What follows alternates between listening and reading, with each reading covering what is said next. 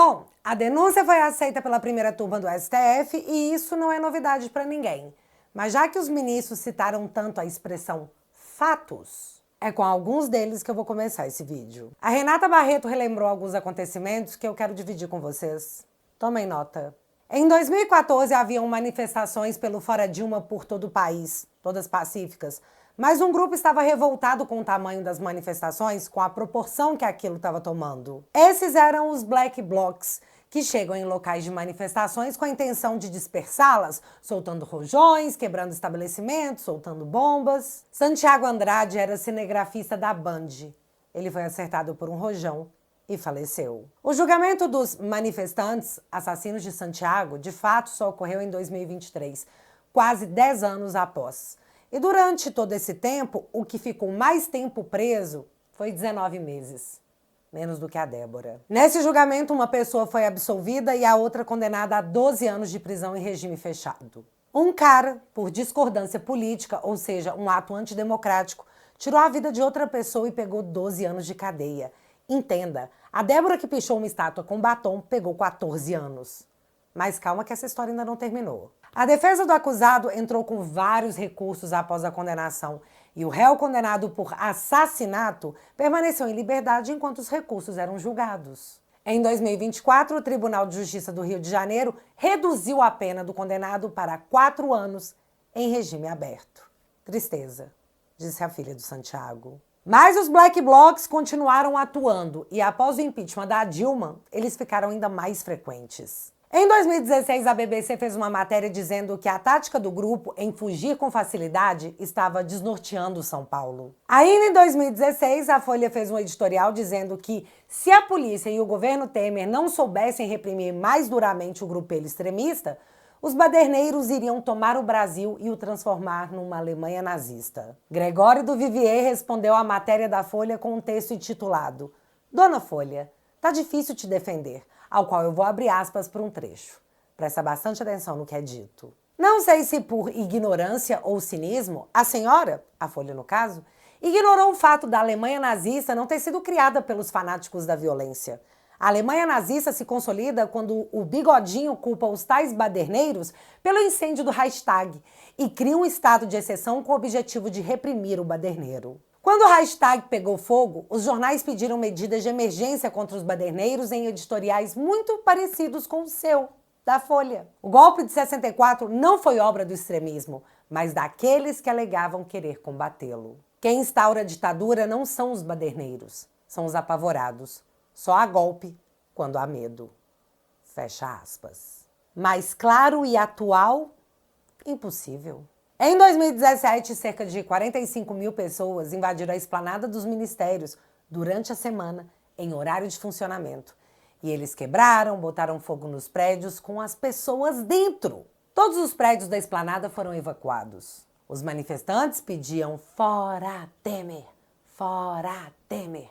E ninguém, absolutamente ninguém, foi acusado de tentativa de abolição violenta do Estado Democrático de Direito. Ninguém. Aí, no julgamento, a ministra Carmen Lúcia me apareceu para dar uma super lacrada. Se é fato que naquele dia, na frente ou dentro do Supremo, ou do Palácio do Planalto, ou do Congresso Nacional, não morreu alguém, ditadura mata. Ditadura vive da morte, não apenas da sociedade, não apenas da democracia, mas de seres humanos de carne e osso que são torturados, mutilados, assassinados toda vez que contrariar o interesse daquele que detém o poder para o seu próprio interesse. Não é para o bem público, não é para o benefício de todos. Portanto, Então, dona Carmen, desde o dia 8 de janeiro até agora, o único morto foi o Clezão.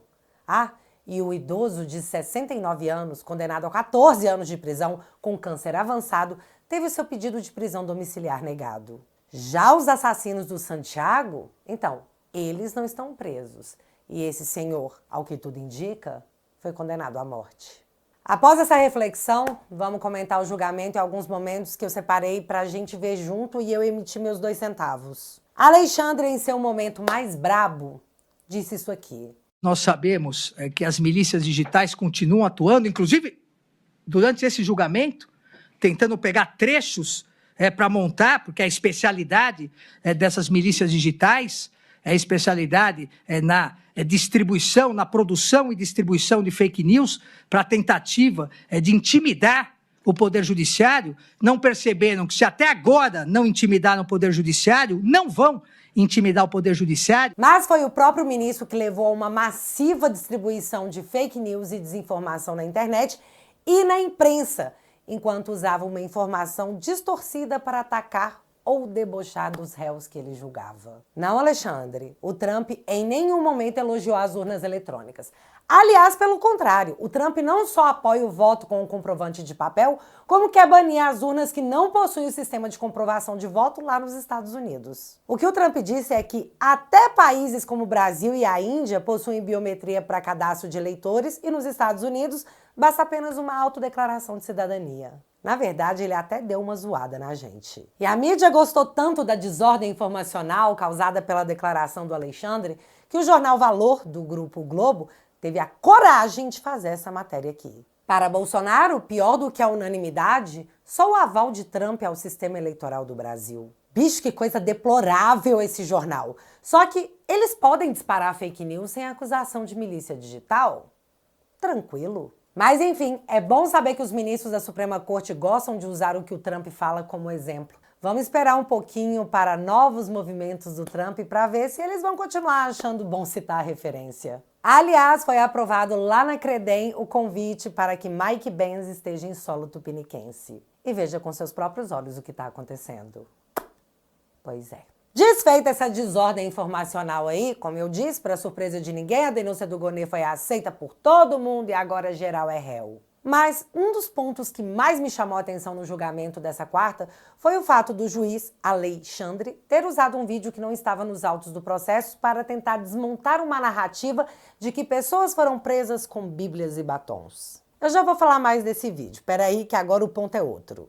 A questão é que, novamente, nós vemos o juiz, não o Ministério Público, produzindo provas que sequer constam nos autos do processo. Só que é mais grave do que parece. Deixa eu detalhar melhor. Na terça-feira, o advogado do general Heleno disse isso aqui. Meu segundo ponto é sobre a necessidade imprescindível de acesso à íntegra das provas, não aos informes de polícia judicial. Vejamos rapidamente pela PET 12.100 que há pelo menos 13 termos de apreensão com inúmeros pendrives, telefones, documentos, agendas, o que quiser chamar. Vejamos que desses documentos, o que nós temos nos autos? O que são trazidos aos autos para apreciação, tanto da Ilustre Procuradoria-Geral da República quanto pelas defesas? Informes de polícia judicial. Com todas as mais forçosas vênias, mas informes de polícia judiciária são análises subjetivas da autoridade policial sobre a prova. Com as mais forçosas vênias, mas a formação do opinião delicti se baseia na prova. Onde está a prova? Cadê a íntegra da suposta agenda? Porque o que foram colacionadas foram páginas da agenda. Vejamos que elas não estão numeradas. Está na ordem, excelência? Não tenho como dizer. Estas páginas estavam na agenda, ministro Flávio Dino? Não tenho como dizer. Ah, mas o senhor está levantando que a Polícia Federal está forjando provas. Não. Eu estou querendo que a defesa tenha acesso para validar os informes de polícia judicial. A garantia da escorreito do processo penal também faz parte da defesa. A defesa tem que ter acesso a esses elementos de prova bruta. A defesa tem que ter acesso às mídias, às folhas, às digitalizações. Como há de se defender com base na opinião da autoridade policial? A forma da opinião delicti da Procuradoria-Geral da República foi feita em cima da opinião, com todas as vênias, da autoridade policial. Ou seja, não há como se defender com base em informes de polícia judiciária. O que aconteceu nesse julgamento foi o seguinte: a Polícia Federal escolheu as provas que melhor atenderiam para fazer uma acusação. E aí, os acusados só puderam ter acesso às provas escolhidas pela Polícia Federal.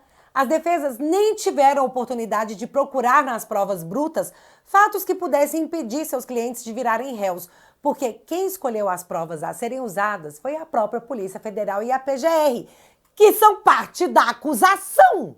Este caso, eminente presidente Zanin, nós temos os melhores momentos separados pela polícia, com a anuência do Ministério Público, mas não foi dado acesso à defesa para que ela também selecionasse os seus melhores momentos. Não, a defesa não precisa ter os melhores momentos. A polícia vai, despeja, é o documento dump, e a defesa não teve acesso. Eu não tive acesso, eminente ministro Flávio Dino, ao que foi apreendido na casa do general Braga Neto. Eu não sei o conteúdo do computador do general Braga Neto. Eu não tenho o telefone, o acesso às mensagens de telefone do general Braga Neto. Como é que eu posso exercer o direito de defesa, ministra Carmen Lúcia? Como é que eu posso mostrar a Vossa Excelência que mensagem X ou Y refuta o que foi dito na denúncia? Eu não tenho como. A impressão que ficou é que já estava decidido que todos virariam réus. E aí depois a gente libera a íntegra das provas para as defesas. Agora não precisa. Sério? Totalidade de provas só se os ministros aceitarem a denúncia. E só para que fique registrado, o Zanin, o advogado de Lula na Lava Jato, que tanto reclamou de cerceamento de defesa, disse isso aqui. Tendo que as defesas têm direito de acessar todos os elementos pertinentes que sejam necessários caso essa denúncia seja recebida. Se houver, até o momento nós não temos processo, nós temos uma denúncia em análise. Se houver o recebimento da denúncia, aí, como já foi dito pelo ministro Alexandre de Moraes, de um lado, a Procuradoria-Geral da República terá que fazer prova de culpa e as defesas terão que ter acesso a todos os elementos pertinentes para que possam contrapor ou contestar elementos de prova que tenham sido ou que venham a ser apresentados pela Procuradoria-Geral da República. E sei lá, para tentar tirar a luz do absurdo, eles começaram a dizer que, nossa, nem precisava de todas as provas, porque vocês já fizeram um trabalho brilhante com o que tem aí. Então, de parabéns, hein? É sério.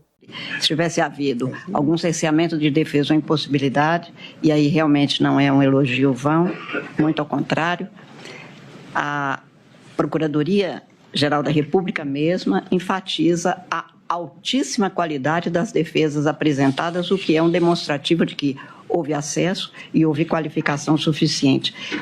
Cheguei a comentar com mais de um dos colegas sobre não apenas a excelência das defesas, mas incluídas as das sustentações orais que foram apresentadas, realmente algumas primorosas, no sentido, portanto, comprobatório de que houve acesso e houve possibilidade de fazer defesas não apenas adequadas, mas de alta qualidade. Isto é um demonstrativo do acesso e de que nós teremos, portanto, se vier a ser aceita esta denúncia, defesas de alta qualidade e garantia para todas as partes de que elas serão muito bem defendidas. E, portanto, para a tranquilidade nossa, de todos os jurisdicionados brasileiros, de que se há juízes no Brasil, há também advogados de alta qualidade no Brasil. Tá, juro que eu tô chegando na parte do oh meu Deus, eu só preciso terminar de contextualizar.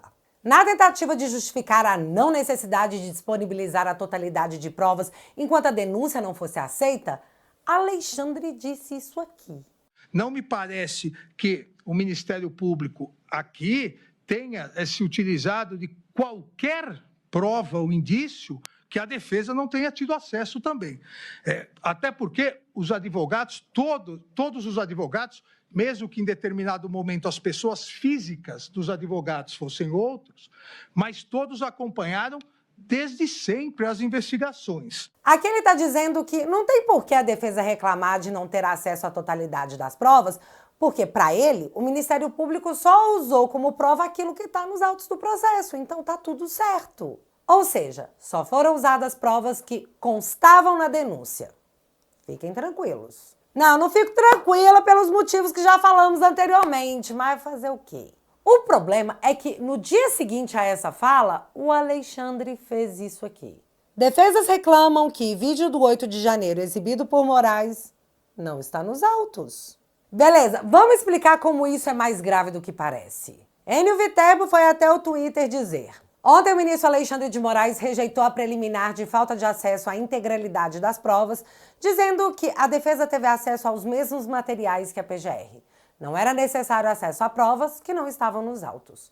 No dia seguinte, ele apresenta um vídeo que as defesas dizem que não está nos autos e que os indiciados também não aparecem. Ou seja, quando a defesa precisa de uma prova para que a denúncia não seja recebida, ela não precisa ter acesso às provas que não estão nos autos. Mas se for para prejudicar os indiciados, aí pode usar provas que não estão nos autos. Esse é o devido processo legal? E agora, juristas garantistas dessa brazuela de oh meu Deus, o que faz numa hora dessas? Alexandre, que é o juiz, usou uma prova criada por ele mesmo, que não consta nos autos do processo, e reproduziu um vídeo que poderia prejudicar os denunciados, agora réus, que serão julgados por ele mesmo. Sim, função de investigador, acusador e juiz. Temos. E ninguém falou nada. Aliás, Alexandre falou que quem reclama disso não sabe nada sobre direito, ou algo parecido. Mas eu tenho pra mim que Alexandre quis mostrar esse vídeo porque, após a mega repercussão dos exageros das prisões, dos só 43 idosos condenados, só 43 idosos, o caso da Débora virou comoção nacional a ponto do Fux pedir vista para querer rever a dosimetria da pena por achá-la exagerada. Alexandre então quis mostrar para as pessoas que lá não existiam inocentes, existiam apenas pessoas violentas, vândalos, golpistas. E assim, aquele vídeo não é nenhuma novidade. O Globo repassou esse vídeo em looping por quase 15 dias. O que eu gostaria que o Alexandre explicasse é como essa senhora, com mais de 70 anos, iria conseguir quebrar uma porta, derrubar um policial, sabe, dar um golpe armado. Porque ela foi condenada a 15 anos, o que para ela é uma prisão perpétua. Mas ainda assim Alexandre exibiu um vídeo que não constava nos autos para dizer que todos ali eram bandidos. Só que tem um outro vídeo que eu nunca vi passar em nenhum veículo da mídia mainstream. Dá uma olhada.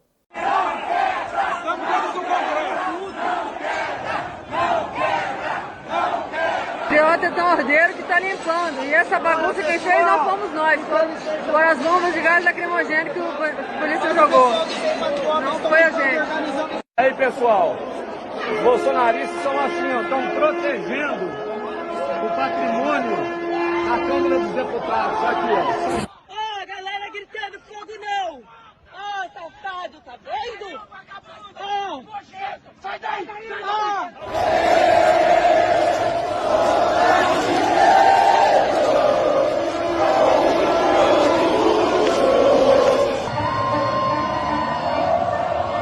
Pelas palavras do ministro, essas pessoas são violentas só porque elas estavam lá. E como eu posso provar que muitos que foram condenados não tiveram participação em quebra-quebra? Não posso. Não tem como, porque não existe individualização da pena. Então, você quer um outro vídeo que você nunca viu? Dá uma olhada no vídeo da Débora, a mulher que o Alexandre quer condenar a 14 anos de cadeia. Eu queria dizer que não foi nada premeditado. Eu sou uma cidadã do bem, que eu fui aos atos e eu não imaginava que ia ser tão conturbados desse jeito que foi, mas eu fui por conta própria, de ônibus, né? E quando eu me deparei lá em Brasília, lá no movimento, eu não fazia ideia do bem financeiro e do bem simbólico daquela estátua. Quando eu estava lá, já tinha uma pessoa fazendo a pichação. E ele faltou talvez um pouco de malícia da minha parte, porque ele começou a escrita e ele falou assim, eu tenho a letra muito feia, moça, você pode me ajudar a escrever? E aí eu continuei fazendo a escrita da frase dita pelo ministro Barroso, e eu, de fato, eu não sabia, eu não adentrei em nenhum dos prédios da STF, nem do Congresso, nem da Casa do Planalto, em nenhum dos lugares, eu só fiquei naquela praça. Eu estava tirando fotos, porque eu nunca tinha ido a Brasília, e eu achei os prédios, de fato, muito bonitos, e foi por isso que eu estava lá tirando fotos, e apareceu esse indivíduo que eu nunca vi na vida, e falando isso para mim, e eu caí nessas falas dele, mas eu nunca fiz nada de ilícito na minha vida. Então eu queria pedir, assim, de todo o coração, que se compadecesse de mim, porque eu sou uma mãe, que eu nunca me afastei dos meus filhos, essa separação tem feito eles sofrer demais. E eu só queria que soubesse disso, Excelência, porque isso tem feito minha família sofrer demais. Me desculpa por me emocionar. À vontade. Agora você entende o porquê a anistia é a única coisa que pode pacificar esse país? Porque enquanto tivermos pessoas nas situações da Débora e de tantos outros, como que a gente vai falar de outra coisa? Simplesmente não dá. Mas deixa eu seguir com esse vídeo, porque ele já tá grande e eu ainda quero falar de outros pontos importantes. Fux, o seu cabeleira, que já adiantou que não concorda com esse julgamento estar sendo realizado nem no STF, muito menos na primeira turma, abre uma esperança no coração da galera. Se mantido isso até o fim do processo, abre-se espaço para embargos infringentes que serão julgados no plenário da Suprema Corte. E eu não sei se o Fux fez isso porque ele ali, de fato, é o único juiz de carreira, então ele é o adulto na sala. Ou se o Fux está vendo que isso pode gerar um problema lá na frente e já está dizendo que ó, eu não tive participação nenhuma nisso. Mas também existe uma teoria de que o Fux está criando para a própria corte uma forma de, no futuro, desfazer algo que nem deveria ter sido feito. Tipo, a gente fez errado, né? Mas olha só, a gente está corrigindo. Em que vocês apostariam? Outro tema, o Cid. O desconforto sobre a delação do Cid é muito evidente, tanto que somente o próprio Alexandre e o Flávio Dino bancaram.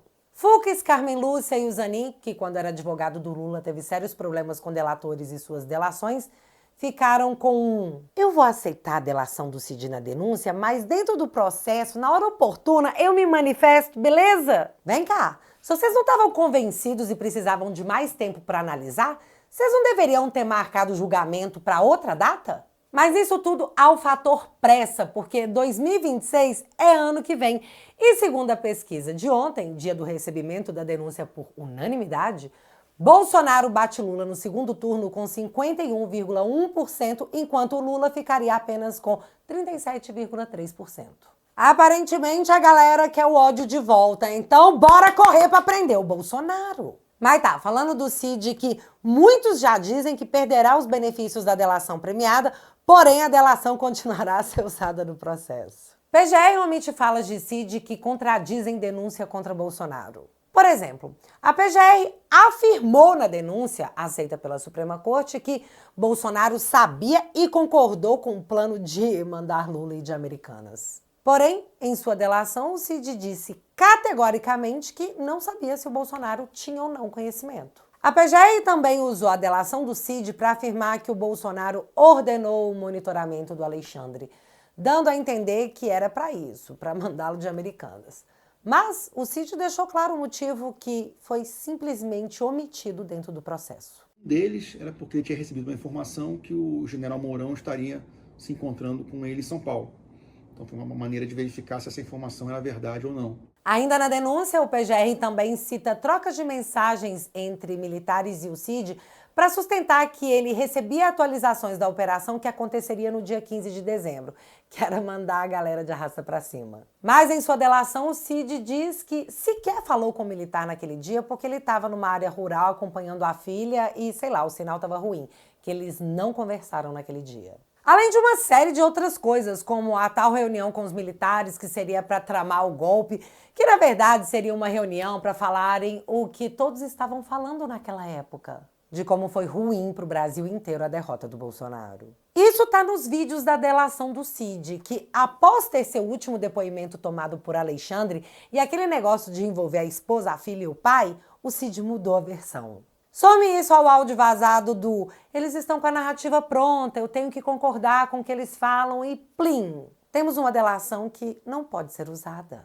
Isso no mundo normal, né? Porque em Alexandria vai saber. O penúltimo ponto que eu quero tratar nesse vídeo, porque farei outros, foi que os juízes rejeitaram a alegação de fish expedition, a pesca probatória, que é quando você mira uma pessoa e revira a vida dela até encontrar algo que você possa usar contra ela. Presta atenção porque nesse vídeo tem a cronologia dos fatos. Uma investigação que perdurou por anos, que começa com o objetivo de investigar uma live de 4 de agosto de 2021, em que se autoriza a quebra de uma nuvem do seu ajudante de ordens, Coronel Cid, que hoje é delator, que perdura por meses essa investigação da quebra, com vários objetos diferentes. Num primeiro momento, verificava-se a live, numa investigação determinada pelo TSE. No segundo momento, investigava-se o cartão corporativo, os gastos do presidente e da então primeira-dama. Depois investigou-se até uma questão de emendas, para se chegar numa questão de vacinas. Portanto, não havia um objeto específico. E por que eu estou tratando disso, senhor presidente? Porque o inquérito das vacinas é a gênese de todo este caso, onde ocorreu a prisão e depois a colaboração do Coronel Cid. E o que se achou, senhor presidente, depois de tudo isso? Que foram determinadas buscas e apreensões, foi feita a quebra de nuvens, o presidente foi investigado, buscas e apreensões. O que se achou com o presidente? Absolutamente nada. A forma de pressionar o Cid a delatar após 4 meses na cadeia foi a Polícia Federal abrindo uma investigação a respeito das joias recebidas de presente pelo Bolsonaro. Aparentemente, o pai do Cid teria se envolvido nos trâmites, então esse foi o jeito de pegarem o Cid com a ameaça de você, sua esposa, seu pai, sua filha, vai todo mundo pra cadeia. A esposa e a filha por cartão de picadinha, o pai no negócio das joias, mas se ele colaborasse, todos poderiam ficar bem. E o mais louco é que o TCU encerrou essa discussão dizendo que os presentes, independentemente dos valores, são dos presidentes e ex-presidentes até que a legislação decida sobre o tema. Ou seja, Bolsonaro vai reaver os presentes que nunca foram objetos de crime algum, mas que serviram para jogar o pai do Cid na narrativa. E o Cid comprou. Delação do Cid começa e através da delação mais buscas e apreensões acontecem. Porém, dessa vez, sobre o golpe que nunca aconteceu. Mas, ao negar a ação de Fish Expedition, Alexandre disse isso aqui. A defesa de Jair Messias Bolsonaro também alegou a nulidade da investigação pela prática da chamada pesca probatória, afirmando que a Polícia Federal elaborou um detalhado relatório de análise de nuvem em cumprimento a uma medida e a partir disso foi fazendo diversas diligências, uma pesca probatória para tentar alcançar determinados objetivos. A hipótese dos autos, presidente, foi uma investigação iniciada para apurar a existência de milícias digitais atentatórias ao Estado Democrático de Direito e atentatória à independência dos poderes, em especial ao Poder Judiciário. E de forma alguma, se confunde com a chamada pesca probatória. Quando se caracteriza a pesca probatória? É quando se pretende investigar genericamente, você, ao invés de investigar fatos, você mira um alvo, uma pessoa, e vai, sem qualquer método investigativo, você vai tentando produzir provas em relação a isso de forma absolutamente aleatória, independentemente de investigações específicas, independentemente do acompanhamento específico, seja do Ministério Público, seja do procurador, seja do Ministério Público, pelo Procurador-Geral da República, seja pelo Poder Judiciário supervisionando. Então, aqui ele teve que dar uma corrigida porque ele disse que numa pesca probatória não se teria o Ministério Público junto. Coisa que não teve no inquérito das fake news, já que ele é comandado pelo próprio Alexandre e 2 PGRs, a Raquel Dodge e o Aras, pediram o arquivamento e o Alexandre disse não, mas obrigado. Aí ele começa dizendo que numa pesca probatória não teria a participação do Ministério Público. Só que aí ele emenda com a figura do judiciário, no caso ele, acompanhando. E aí de boas, tá? Se tem o Alexandre acompanhando, não é Fish Expedition. Galera, o inquérito das fake news está aberto há 6 anos. 6 anos! Milícia digital, desordem informacional, fake news, tudo virou crime. Mas só contra os apoiadores do Bolsonaro. Crimes aplicados somente a um espectro ideológico. Mas tudo bem, ele disse que não é Fish Expedition não. Então, quem é doido de dizer que ele tá errado? E para coroar esse show, que de fato se tornou um espetáculo onde a sociedade pagou a entrada com seus impostos, tivemos um advogado detido e com celular apreendido. Dr. Sebastião só teve o celular devolvido e foi liberado quando exigiu a presença do representante da OAB. Dr. Sebastião também conta que a determinação de prisão veio do próprio ministro Alexandre. E aí 2 pontos importantes. Como advogado de um